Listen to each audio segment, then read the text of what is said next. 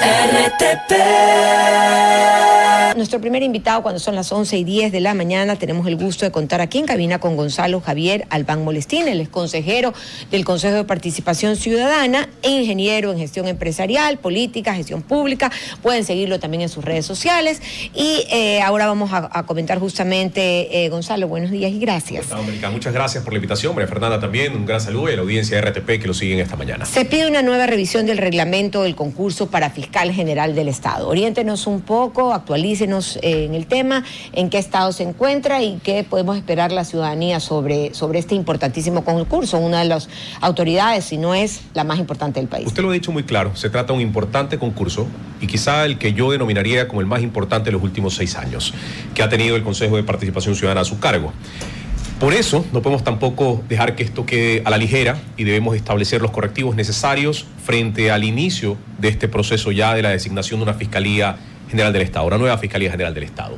Por ello, he sugerido una revisión integral del reglamento. Han existido ciertos pronunciamientos del Colegio de Abogados de Pichincha, como también de medios de comunicación y espacios de opinión, que contraponen a este reglamento que puede ser perfeccionado, que puede ser fortalecido para blindarlo de que participen organizaciones del crimen o representantes de organizaciones del crimen, como también quienes no gozan de las credenciales suficientes en materia académica para poder vincularse a este proceso.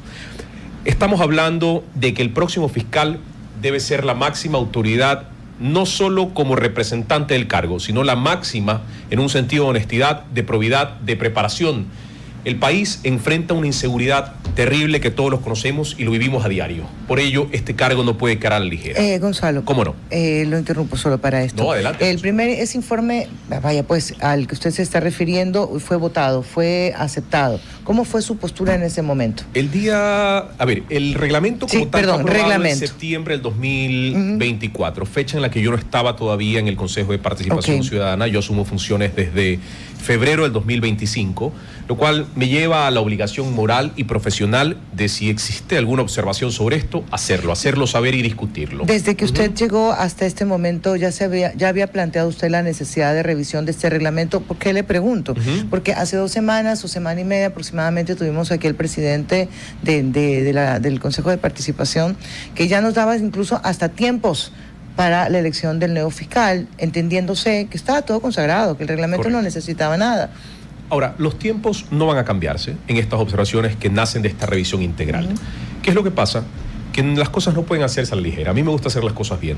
Por eso, frente a la recepción de observaciones de la misma ciudadanía, organizaciones de la sociedad civil y demás, es que se generan en estos días la petición de esta revisión integral para finalmente discutirlo en mesas técnicas, que es lo que se ha aprobado. Si no afecta el reglamento, significa que el comité o la comisión creada técnica, esa no se mueve. Es correcto, porque aquí hay 2 cosas que, si bien trabajan de forma coordinada, se pueden ver en 2 momentos.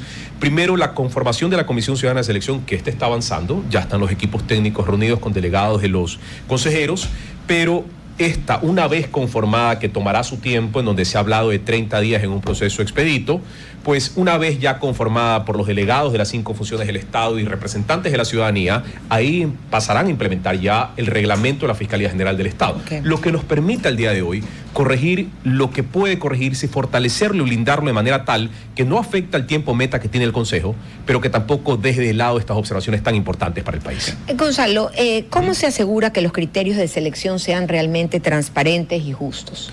Bueno, en este reglamento hay ciertos criterios, en el que está vigente en la actualidad y el que está pasando a reformarse, a revisarse. Hay ciertos criterios que yo he cuestionado. Por ejemplo, el hecho de que los servidores públicos, por haber ocupado un cargo, tengan 2.5 puntos.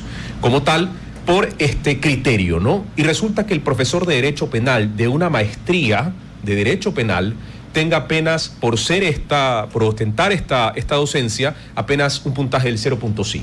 Es decir, no tiene lógica que los estudiantes, en este caso, tengan mayor puntaje que el mismo profesor, que el que les enseña Derecho Penal.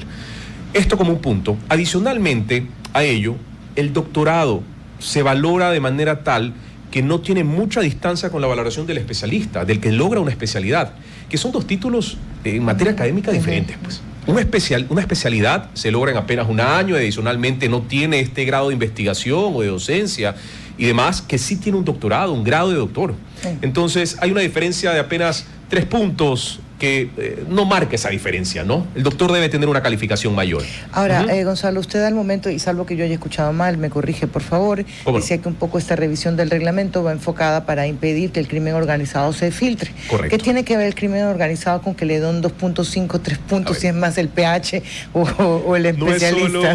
No es solo que el crimen organizado no se filtre, sino que se valore académicamente bien a quienes se postulen. Pero vámonos a lo del crimen organizado. Vamos a lo del crimen organizado. Por favor. Que resulta que en este reglamento hay una norma clara que evita que los abogados que han sido defensores en determinadas causas, como crimen organizado, lucha contra la corrupción, y otras causas más, una extensa lista de causas, no pueden participar del proceso. Pero entiendo que siempre y cuando, siempre y cuando no hayan sido encontrados culpables. No, en general.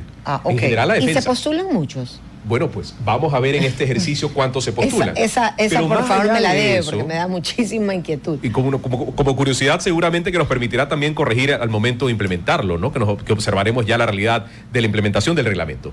Pero no solo debe considerar a los defensores, pues, también a los investigados. A los investigados no los considera.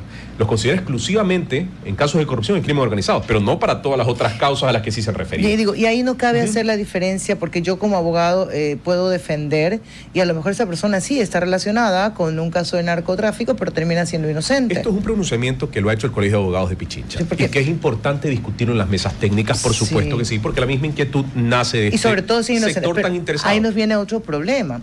¿Qué tan inocente es, considerando la corrupción del sistema de justicia y la infiltración también del delito o de delincuentes dentro de él? Pero en todo caso, más allá del abogado defensor, que es su profesión y qué es lo que hace y qué es lo que debe hacer y qué es lo que le ha permitido tener experiencia en el derecho penal, vamos hacia los investigados pues también.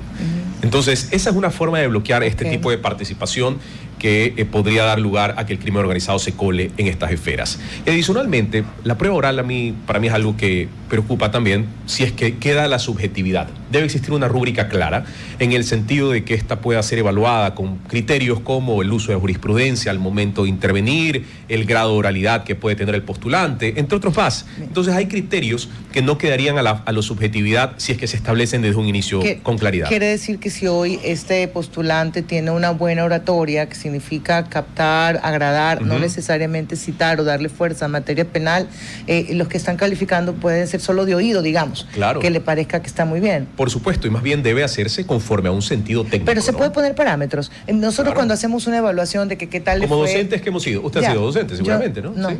¿No? Parece. Bueno, parece profesora. Debería incursionarse. Parece profesora, parece política. Yo me apuntaría a sus clases. Muy estricta. Cuando evaluamos la comunicación, nosotros, por ejemplo, ponemos cuántas frases dijo dentro del discurso, qué tipo de mensaje dio, señaló X cantidad de citas o de derecho, se me ocurre ahora, de hecho comparado dentro de su exposición, pero se pueden dejar esos parámetros súper claros. Pueden aplicarse esos parámetros efectivamente, e incluso también, no solo yendo hacia la oralidad como tal, y a la prueba oral, sino también hablando de investigaciones o aportes que ha tenido este postulante al derecho penal desde lo académico y demás. Yo le doy mucha fortaleza a esto. Si bien es cierto, algunos pueden pensar o subestimar a la academia, pero no, estamos hablando de una persona que debe tener una preparación suficiente para el efecto y por supuesto también el ejercicio como experiencia y dentro de la probidad que debería meritar tener un cargo tan relevante como este. ¿Usted cree que debe considerarse los avances de la fiscal Diana Salazar y ponerlos como un parámetro también que sirva para evaluar al postulante? Por supuesto, es más, el nuevo fiscal debe continuar con esa misión de sancionar casos como Metástasis y otros más que han empañado la institucionalidad de este país. Tienen que seguirlo haciendo y es una forma de medir también que esto se cumpla. Ahora, incluirlo como parte de un reglamento puede ser complejo, porque también ya es un tema de gestión, que vamos a conocer una vez que esta persona, que este postulante, ocupe el espacio. Gonzalo, no me puedo quedar con esta pregunta, pero ¿cómo saber realmente si lo que usted propone es para elegir a un mejor fiscal y no a un fiscal que ya quieren que sea el elegido? Creo que sí me entendí. Bueno, nos estamos tomando que se preste para tiempo, eso, para que cuadre los requisitos con la persona que se está buscando. Pues hablar de una exigencia mayor de requisitos o una calificación desde lo académico no tiene sentido de enmarcarlo en algún cuadro en especial. Más bien esto parte de un análisis académico, sí, por supuesto, y un análisis desde el sentido común de poder bloquear verdaderamente el que las organizaciones del crimen intervengan en Ahora, esto, regresemos a lo técnico. Usted nos decía, no va a afectar el tiempo, tranquilidad, esta comisión sigue trabajando, estaríamos hablando de diciembre más o menos para un nuevo fiscal. Pero dígame qué pasa con este informe. ¿Quién lo va a revisar? ¿Cuándo lo van a revisar? ¿Quiénes lo tienen que votar? Y si va a ser en audiencia pública y abierta para saber cuál es la posición de cada uno. El día de hoy se reúnen las mesas técnicas, mesas técnicas que se van a desarrollar con los consejeros y sus delegados. Pero es importante que en esta se promueva la apertura. Es decir, que deberían haber unos días de la próxima semana, la siguiente, en donde pueda recibirse en comisión general los aportes de un sinnúmero de actores, tanto de opinión como de la sociedad civil, como de la academia, para que den sus contribuciones. ¿Lo van a recibir ustedes? Es lo que debemos hacer, efectivamente. Que esto viene como otra propuesta también, que ojo, he encontrado la apertura suficiente, el hecho de que se hayan convocado. El día de ayer se envió el petitorio de revisión integral y el día de ayer en la tarde se contestó de la apertura a las mesas técnicas, lo cual es positivo. Yo espero que el resto de consejeros también tengan observaciones que permitan fortalecer el reglamento. Esto solamente por duda.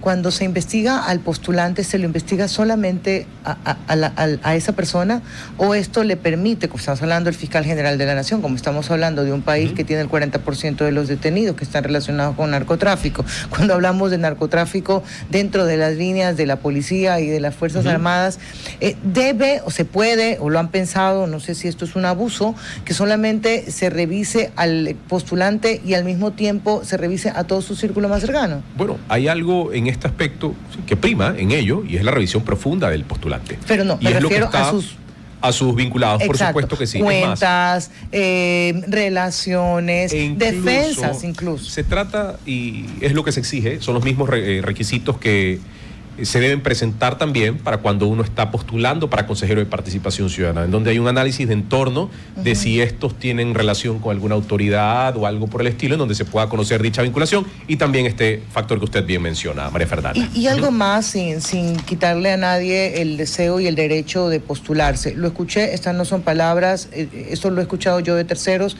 se lo plantea usted. ¿Cómo lo digo? No lo ha dicho yo escuché que sonaba el nombre del ministro de la Gasca como fiscal general de la Nación. ¿Hay algo que impida que alguien que ha participado o que participe en un gobierno sea candidato? Digo, porque al final del día lo que queremos es separación de funciones. Totalmente de acuerdo con usted. Pero más que estar de acuerdo usted y yo, ¿se limita eso? No es un limitante, sin embargo hay postulaciones, veremos. Porque ya pasó, recuerdo el caso de Galo Chiriboga, del señor Vaca Mancheno, que era primero trabajaba con el gobierno de Correa y luego terminó de fiscal. Ahora, yo le quiero hacer ahí un comentario, María Fernanda. Más allá de las aspiraciones que pueda tener cada postulante, esto dependerá de la competencia que tenga dentro del concurso. Es como debe o es lo que debe depender. ¿Por qué? Porque es necesario también resaltar en este espacio, y a quienes están del otro lado escuchando esta entrevista, que es momento de participar.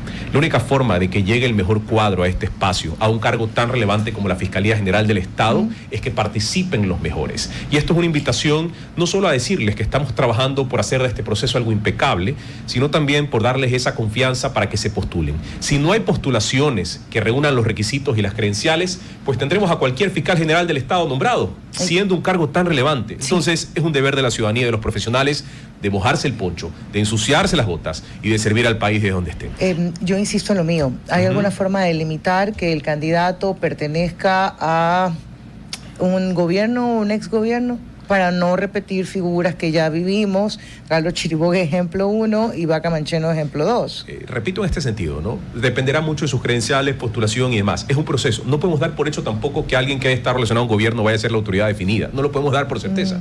Dependerá mucho de sus credenciales y de sus cualidades. Capaz lo complico, pero ¿usted qué piensa de eso?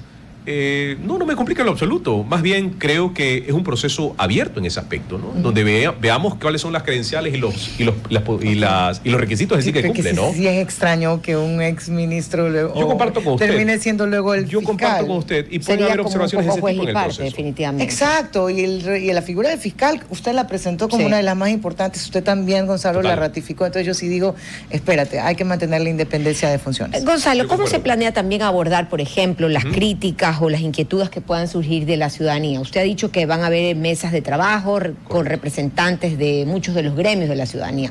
Cuéntenos un poco cómo va a ser esa parte del proceso. Interesante. Si bien existe una veeduría que está creada para este proceso, creada por el mismo Consejo de Participación Ciudadana, donde hay representantes de la ciudadanía ya inscritos. Esto no significa que existan veedores por fuera de esto, en donde están todos llamados a participar también. Y fíjense que hay una iniciativa que está trabajando en la cooperación internacional de la mano con organizaciones de la sociedad civil para hacer un proceso paralelo al proceso de fiscalía. Entonces, conforme este avance, avanzará el proceso de fiscalía y habrán observaciones que a lo mejor, si llegase a incumplirse el reglamento de alguna manera, pues puedan generar alguna alerta porque están siguiendo a la par el proceso.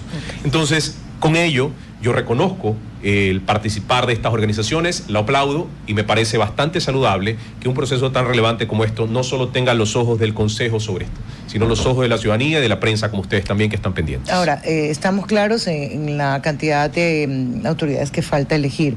¿Ya hay algún reglamento listo que de repente a su juicio necesite otra revisión? El reglamento de comisiones ciudadanas de selección fue algo que aprobamos. Este sí con mi participación, por eso lo defiendo como alguien que ha aportado a que esto se constituya. Este sí determina los tiempos claros para poder implementar un proceso, que son de 4 meses y 2 meses adicionales. Mucho dependerá en esto de la voluntad, María Fernanda, no solo de nosotros como consejeros, sino también del presidente del organismo. Recordemos que el presidente del Consejo de Participación Ciudadana es quien tiene la máxima autoridad administrativa, es el que asigna los fondos, es el que gestiona los recursos y maneja la parte ejecutiva. Entonces, nosotros como consejeros, si bien no intervenimos en esa parte, tenemos que hacer el seguimiento para que lo que se ha dicho se cumpla. Ejemplo, hace pocos días se hablaba de un requerimiento de un informe jurídico para conformar las comisiones ciudadanas de selección en el proceso de fiscalía. Se dio de plazo 48 horas. Hasta el momento no está respondido. ¿Y qué pasó?